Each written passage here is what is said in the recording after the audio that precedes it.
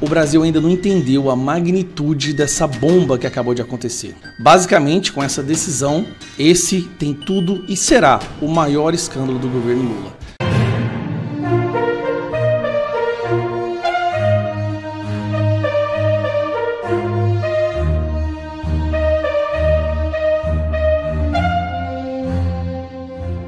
Estados Unidos impõe restrições de visto a 250 membros do regime Ortega. Marco Rubio classifica-os como inimigos da humanidade. É isso mesmo. O governo dos Estados Unidos anunciou novas restrições de vistos contra 250 integrantes do regime da Nicarágua, em resposta às persistentes violações de direitos humanos perpetradas sob o comando do ditador Daniel Ortega e de sua esposa, Rosária Murillo. A medida foi confirmada na última sexta pelo secretário de Estado norte-americano, Marco Rubio, que voltou a classificar o regime nicaragüense como inimigo da humanidade. Enquanto isso, o jornal peruano ataca Lula após asilo concedido a Nadine Heredia. Os corruptos se protegem, afirmou o periódico. É isso mesmo. A concessão de asilo político à ex-primeira-dama do Peru, Nadine Heredia, pelo governo brasileiro provocou um escândalo diplomático e midiático no país vizinho. O jornal Trome, o diário em espanhol mais vendido do mundo, estampou em sua capa uma acusação direta ao presidente Luiz Inácio Lula da Silva, insinuando que ele protege condenados por corrupção. A manchete em letras garrafais diz: "Entre corruptos se protegem". Ministros do STF comentam crítica internacional sobre excessos. É isso mesmo. Ministros do Supremo Tribunal Federal afirmam que a Corte não pode ignorar as críticas internacionais sobre condução do inquérito do 8 de janeiro, segundo a apuração do jornal Estado de São Paulo. A revista The Economist afirmou que o judiciário brasileiro funciona como um sistema de juízes com poder excessivo e destacou o ministro Alexandre de Moraes como o juiz estrela. A The Economist também alertou que a Corte pode aprofundar sua crise de confiança se não levar ao plenário o julgamento do ex-presidente Bolsonaro. De acordo com o jornal Estadão, tem crescido no STF um entendimento de que o tempo decorrido desde os atos do 8 de janeiro de 23 reduziu o apelo punitivista e alterou a percepção sobre os julgamentos. Um dos ministros ouvidos pelo jornal afirmou que houve uma mudança de ares. Outro ministro ouvido pelo jornal disse que as críticas externas aumentaram o desconforto entre os ministros e o incômodo com o comportamento de Moraes. Para essa pessoa ouvida, há risco da perda de credibilidade das decisões do Supremo. A ver, então, o que vai acontecer? Vamos ouvir o nosso Rodrigo Constantino sobre esse assunto. O Alexandre de Moraes, por sua vez, tem 4 departamentos aqui nos Estados Unidos, do governo americano, 4 departamentos diferentes avaliando as sanções, as punições possíveis, até mesmo o Magnitsky Act, que é a bomba atômica contra o Alexandre de Moraes na pessoa física, né, para o ministro que vem agindo ao arrepio das leis. Circulou aí nas redes sociais uma estátua do Alexandre o Grande no lugar da justiça brasileira, né? É uma piada que a gente ri para não chorar, porque na prática é isso mesmo. O ministro tomou de assalto, junto com cúmplices do STF, o Poder Judiciário, estão praticando agenda político-partidária à luz do dia, né? se gabando disso até mesmo, e tem poucos juristas com a coragem de se manifestar. Quem vai brecar, quem vai frear esse extremismo supremo, essa militância política que vem sendo praticada ao arrepio das leis do país e da própria Constituição, da qual eles deveriam ser os guardiões, pelo STF. Olha, é uma situação muito delicada, mas a esperança é a última que morre. O Brasil ainda não entendeu a magnitude dessa bomba que acabou de acontecer. Esse tem tudo e será o maior escândalo do governo Lula. Basicamente, com essa decisão que o Lula tomou, ele confessou que participou, sim, da corrupção, do esquema da Lava Jato, de pegar dinheiro com a Odebrecht, não só no Brasil, mas internacionalmente. E eu vou explicar para você. Eu gravei um vídeo ontem sobre isso, mostrando alguns detalhes da delação do Marcelo Odebrecht, quando ele falou que o PT e o Lula mandavam dinheiro para o presidente do Peru, na forma de corrupção, né, que dinheiro roubado da Odebrecht para poder enviar para lá, para a campanha do tão candidato ao Peru. Então, vamos aprofundar um pouquinho mais para vocês entenderem isso aqui. Aqui nós temos a ex-primeira-dama do Peru, casada com o Mala, né? O nome do cara o cara é Mala mesmo, né? Que participou do esquema de corrupção e foi condenado a 15 anos de prisão. Ela também foi condenada, só que ao invés de ir presa, o que ela fez? Ela foi, tá aqui, ó, ela foi para a Embaixada do Brasil, com a proteção do Lula.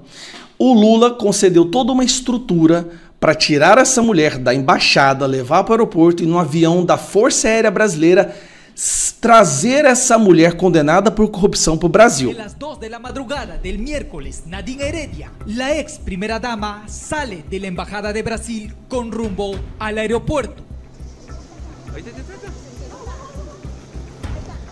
Acompañada por personal diplomático, toman la avenida José Pardo. Tras unos 20 minutos de recorrido, llegan al grupo 8. 2:13 de la madrugada, la ex primera dama Nadine Heredia ha llegado al grupo 8 para dirigirse hacia Brasil. Precisamente tras la lectura del adelanto del fallo, la policía judicial llegó a la vivienda de Nadine Heredia con la orden de captura, pero no la encontró. Não a encontrou porque ela havia sido protegida pelo Estado brasileiro, com o PT e o Lula, para ser trazida para o Brasil, condenada a 15 anos por corrupção. Daí, todo mundo levantou a pergunta, por que o Lula causaria esse alvoroço? O que levaria o Lula a se arriscar, aumentar ainda mais a sua rejeição? Ele já está com a rejeição recorde. Por que ele se arriscaria dessa forma? Usando o avião da Força Aérea Brasileira e usando o Estado do Brasil para resgatar uma mulher condenada por corrupção e trazê-la para o Brasil. O mesmo Estado que está pedindo a extradição de jornalistas pelo crime de opinião. Por que ele faria isso? Bom, e aí a gente começou a pesquisar, a internet começou a pesquisar e a gente achou documentos onde o Marcelo Odebrecht, durante uma das suas delações, falou que o PT e o Lula mandavam a Odebrecht enviar dinheiro das esquemas de corrupção para essas pessoas. Para o marido da Nadine, o Mala, para a Nadine, para o irmão da Nadine, que também fugiu e muita gente acredita que ele esteja no Brasil. Isso foi tão absurdo que chegou a passar no Jornal Nacional ontem. Eu vou ser sincero, eu vi esse vídeo aí, eu nem pude reconhecer que era Jornal Nacional, tem tantos anos que eu não assisto essa porcaria, mas pelo que eu vejo, mudou aí, né? Não tá o William Bonner, esse cara não sei quem é, essa mulher não sei quem é também. Eu até falei, será que é o Jornal Nacional mesmo? Sim, é o Jornal Nacional. O ministro das Relações Exteriores, Mauro Vieira, disse hoje que o governo brasileiro concedeu asilo diplomático à ex-primeira-dama do Peru, Nadine Heredia, por questões humanitárias. Peraí, nós estamos trazendo criminosos condenados por corrupção por questões humanitárias, mas estamos pedindo a extradição de jornalistas pelo crime de opinião? É isso mesmo que virou Brasil? Nadine foi condenada a 15 anos de prisão pela justiça peruana por lavagem de dinheiro.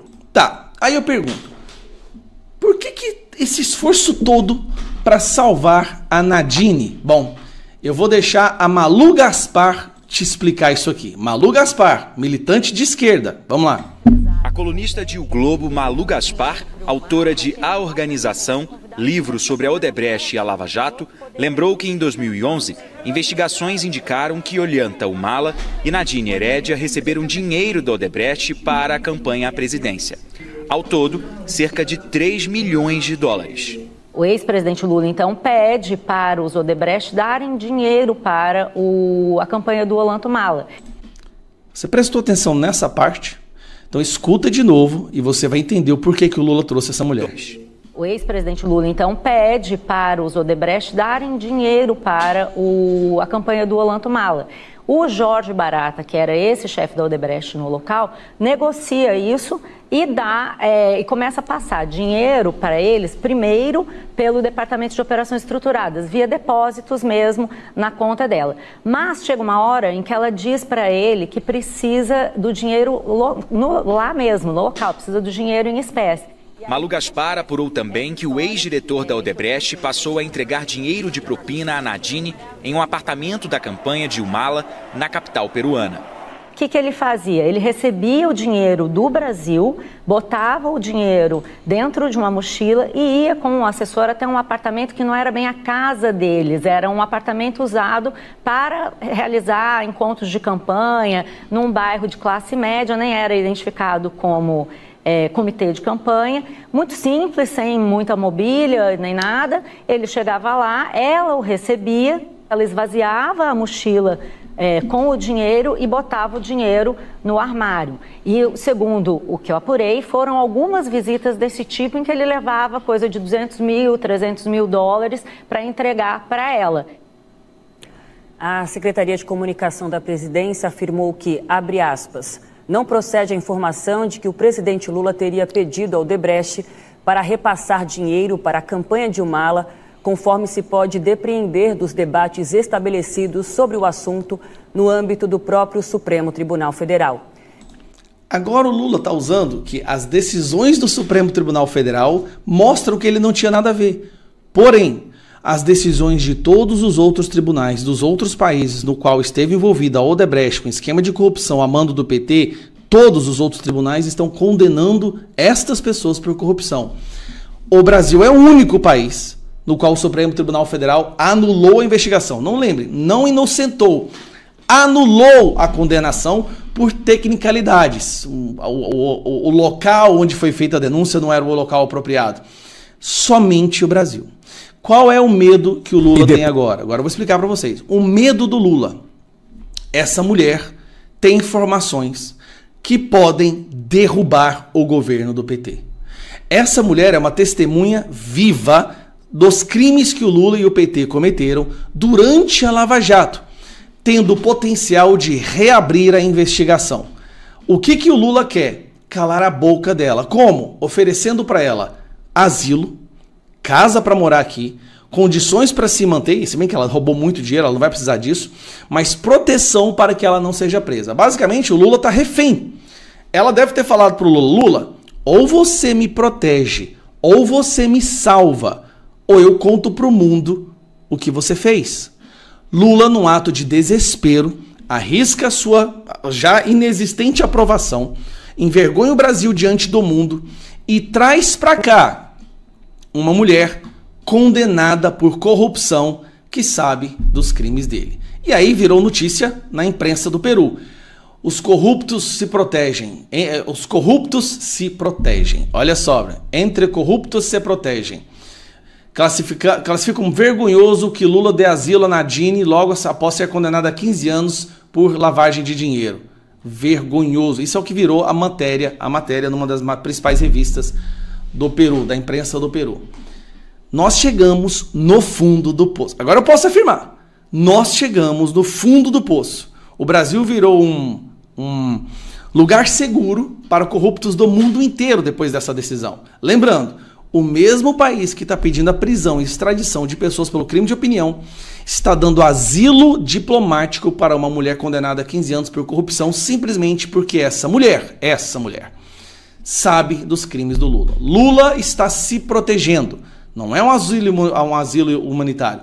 Lula está refém dessa mulher e vai ceder a ela tudo que ela pedir, porque ela tem informações que podem colocar Lula e muitas pessoas do PT atrás das grades. Compartilhe esse vídeo.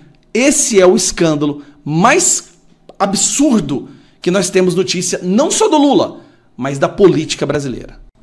O Lula é fenomenal. O que ele conseguiu fazer, eu vou mostrar para vocês agora nesse vídeo, é algo que até então era inimaginável. Imagine você, uma empresa que tem o monopólio de um determinado serviço em um país, um serviço onde a demanda só aumenta, e essa empresa conseguir quebrar, conseguir ir à falência, não conseguir nem mesmo pagar os seus prestadores de serviço. Lembrando, monopólio de um serviço que só cresce no país. Foi o que o Lula conseguiu fazer com o nosso tão admirado ao longo da história da nossa vida, os Correios. Primeiro, ele colocou esse cara aqui para ser o diretor, né? O Fabiano Silva dos Santos. Logo de cara, o Fabiano Silva já é condenado, né, por assédio moral, Pagar 100 mil, o Correios teve que pagar 100 mil ao funcionário, e a questão vai só piorando. Presidente dos Correios minimiza déficit, mas evita citar lucro. Calma, que eu nem começou a esquentar o problema. Porque o que chama a atenção é que os Correios, pela sua existência, ao longo da sua existência, sempre foi um berço do PT. Isso aqui foram, nas eleições, na campanha, o pessoal dos Correios fazendo campanha pro Lula. Olha a tristeza.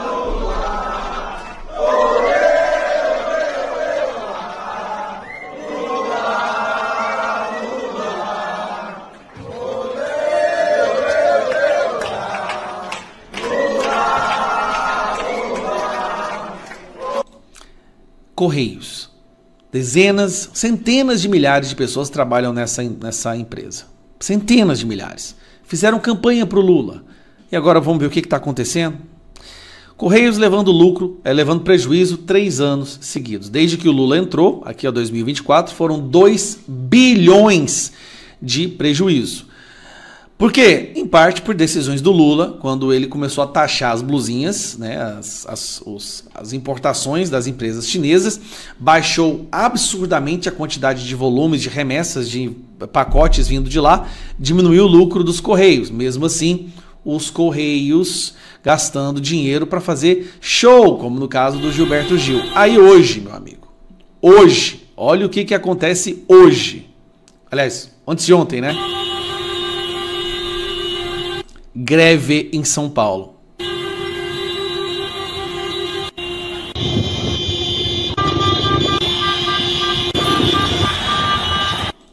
A manifestação aqui na porta dos Correios, aqui na cidade de São Paulo.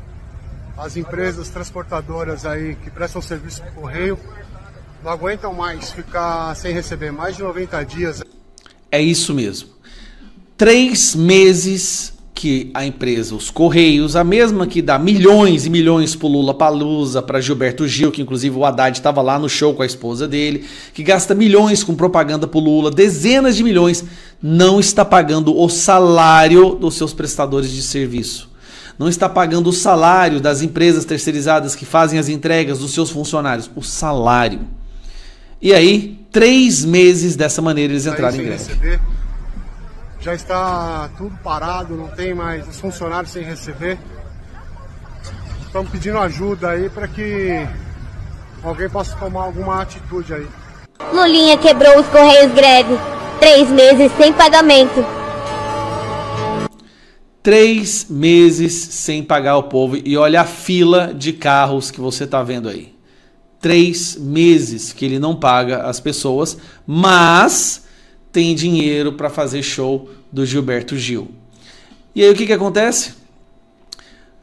Isso aqui, ó, só em janeiro de 2025, o prejuízo dos Correios beira 500 milhões em janeiro. Só para você entender a gravidade do que eu estou te mostrando, no ano de 2024 foi 2 bilhões. Prejuízo, tá vendo aqui, ó, 2 bilhões. Apenas em janeiro foi meio bilhão.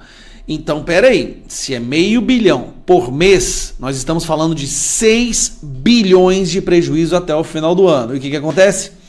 A empresa já fala em insolvência, que é a mesma coisa de falência, é paralisação da empresa. Lula conseguiu uma façanha. Ele conseguiu falir uma empresa que tem um monopólio de um determinado serviço, não tem concorrência, de um serviço que só aumenta a demanda. Como que o Lula conseguiu fazer isso? Cabide de emprego, corrupção, péssima qualidade dos funcionários que ele escolhe, incompetência. Olha, eu não sei, se for incompetência, é um novo patamar de competência que até então era desconhecida pela humanidade. Se for corrupção, é um novo patamar de corrupção que até então era desconhecida pela humanidade. Mas ele conseguiu.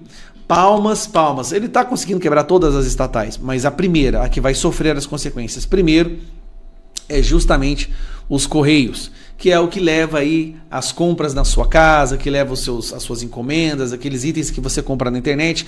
No mundo onde se compra cada vez mais pela internet, a principal empresa que entrega os produtos está falindo. Em São Paulo, as pessoas já não vão receber mais porque entraram em greve. Os prestadores de serviços, terceirizados, funcionários, por não receber o salário. Olha que curioso, o Partido dos Trabalhadores não paga o salário dos trabalhadores. O quê? Qual o principal direito que eu acho que um trabalhador luta durante sua vida? Mais do que férias, mais do que 13º, é receber o seu salário. O mínimo, o PT conseguiu destruir isso. Mais uma vez, o PT mostrando o que ele veio fazer. E eu digo, Deus escreve certo por linhas tortas, o Lula 3.0 está vindo para limpar, de uma vez por todas, aquela memória afetiva que as pessoas tinham na época do Lula era melhor. Não, meu amigo. Depois desse governo, o PT acaba, pode enterrar, prega o caixão e joga no buraco. Porque não tem mais condição desse país tentar sobreviver tendo que carregar esse fardo, esses parasitas do PT. Abraço. Bom, pessoal, esse foi mais um vídeo. Eu espero que vocês tenham gostado. Se vocês gostaram, deixa o like aqui para fortalecer nosso canal. Logo eu volto trazendo mais informações da política para vocês. Um forte abraço, fiquem todos com Deus e até a próxima.